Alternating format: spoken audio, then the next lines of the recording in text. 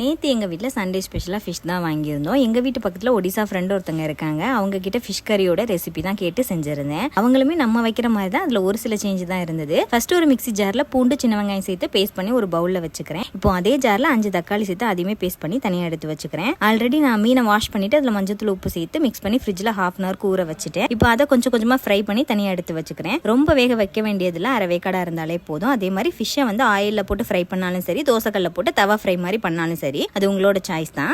இப்போ ஒரு பெரிய கடாயில் ஆயில், அரைச்சி வச்ச வெங்காய பூண்டு பேஸ்ட், கருவேப்பிலை சேர்த்து வதக்கிட்டு கொஞ்சம் கலர் சேஞ்ச் ஆகும். இப்போ தக்காளி பேஸ்ட், உப்பு சேர்த்து நல்லா பச்சை வாசனை போற வரை நல்லா வதக்கிக்கிறேன். இப்போ உங்களுக்கு காரத்துக்கு எவ்வளவு தேவையோ அந்த அளவுக்கு மிளகாய்த்தூள், மல்லித்தூள், மஞ்சத்தூள் சேர்த்து அதையுமே நல்லா வதக்கிட்டு புளி தண்ணி, குழம்புக்கு தேவையான அளவு தண்ணி, உப்பு சேர்த்து மிக்ஸ் பண்ணிட்டு குழம்பு நல்லா கொதி வந்து கொஞ்சம் வத்துற ஸ்டேஜ் வரும். இப்போ மீனை சேர்த்து மீடியம் ஃப்ளேம்ல குக் பண்ணா போதும். ஒரு டிஃப்ரெண்ட் ஸ்டைல மீன் குழம்பு ரெடி. அதுக்கும் இதுக்கும் என்ன டிஃப்ரெண்ட்னு பாத்தீங்கன்னா, இது வந்து ஃப்ரை பண்ணி போட்டனால சாப்பிடறதுக்கு நல்லா இருந்தது. நான் வைக்கிறப்ப வந்து குழம்புல அப்படியே போட்டுருவேன். ரெண்டை கம்பேர் பண்ணும்போது எனக்கு இப்போ வச்சதான் பிடிச்சிருந்தது. அண்ட் ஃபைனலாக மீன் புட்டு பண்ணியிருந்தேன். ரெசிபி வீடியோ நாளைக்கு ஷேர் பண்ணுறேன். பாய்.